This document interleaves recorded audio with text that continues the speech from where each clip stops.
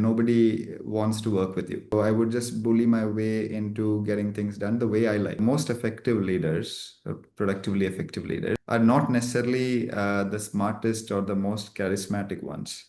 Hi, welcome to the Middle Manager Mastery, the show that helps managers to move from execution to influence through stronger EQ, high productivity, and much bigger impact. I'm your host, Shruti Rustagi, and each week I sit down with senior corporate leaders, founders, and experts to unpack the tools that move you from being a manager to a leader. Real conversations, honest insights, no fluff. Welcome. Hi, Vivek. So glad to see you here and have you here. Just like we were chatting, we're meeting about like after 15 years or so, really long time. So, why don't you tell us a little bit about yourself to get things started? Hi, Shruti, reaching out and great to reconnect again. So thanks for inviting me to this mini cast. Really happy to be here. So to introduce myself, I am Vivek Rajkumar. I run a company called Sixth Street as the CEO of the company. And I took over this role 6 months back, prior to which I used to work with Amazon Europe for about 4 years. And prior to that, I used to work in a group called the Landmark Group, again in Dubai. And prior to that, I used to work with Flipkart for about 5 years, from its relatively early days till the exit with Walmart.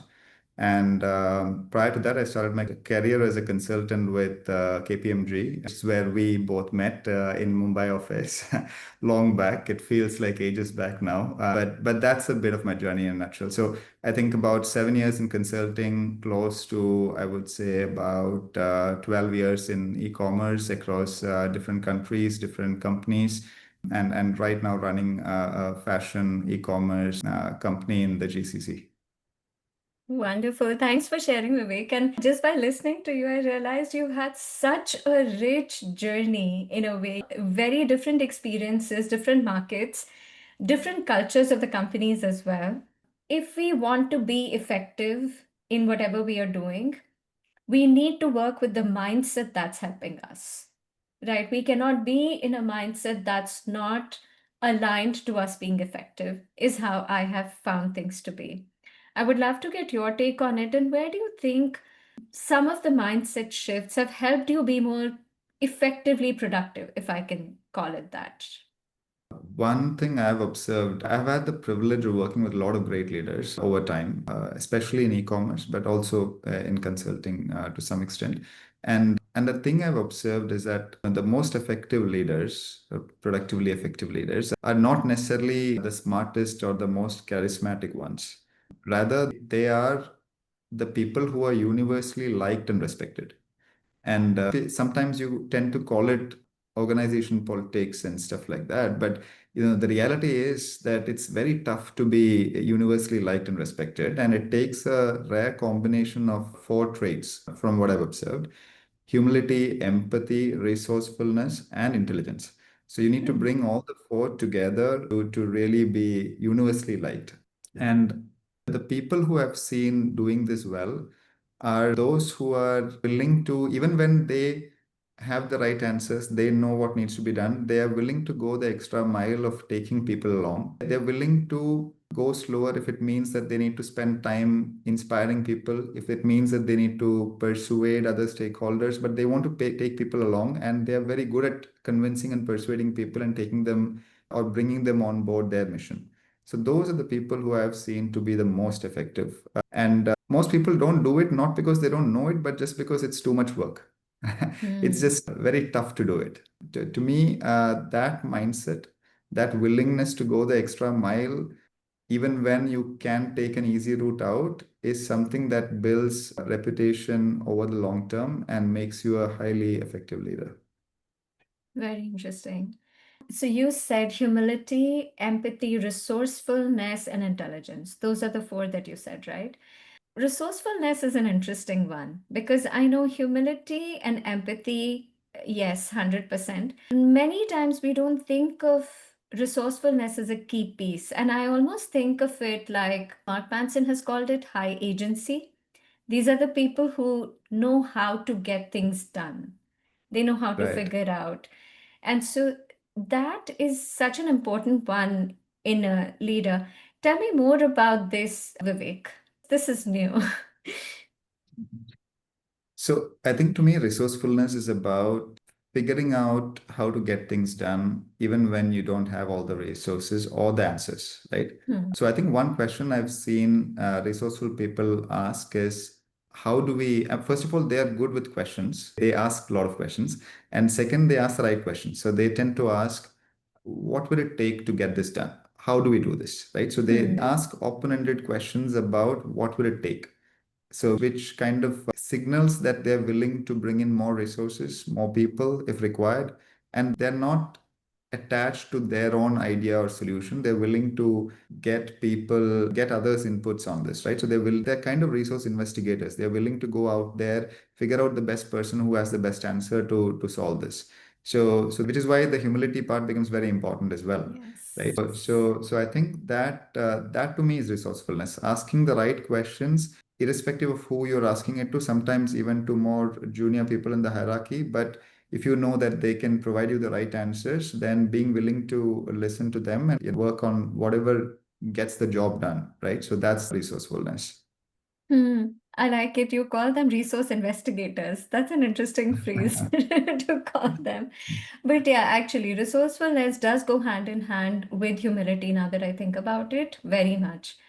And empathy, touched upon empathy. Tell me one thing, Vivek. I have found that although we define empathy as how we empathize with other people, how we understand their situation so that we can speak to them, I have also found that there is some work we need to do on ourselves in order to be the empathetic leader that we want to be.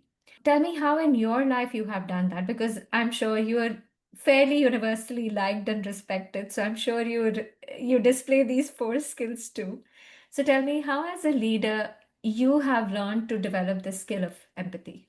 Interesting. So I think you started by saying, I'm sure Yeah, I'm I'm universally like. assuming. Incidentally, while I was at the peak of my career, growing very fast, doing extremely well in the big billion startup in Flipkart, there was a term which got popularized thanks to me, which was brilliant jerk. So, yeah. So one of my appraisals, I was told that, you've done exceedingly exceptional work as always, but put you up for promotion because you're seen as a brilliant jerk and nobody wants to work with you. So I actually learned this after this incident, right? So this was a wake-up call for me. And what I realized that day, and what my manager, who is a very senior leader in the industry today, told me is, look, you can, and I always used to try and do what is right for the customer.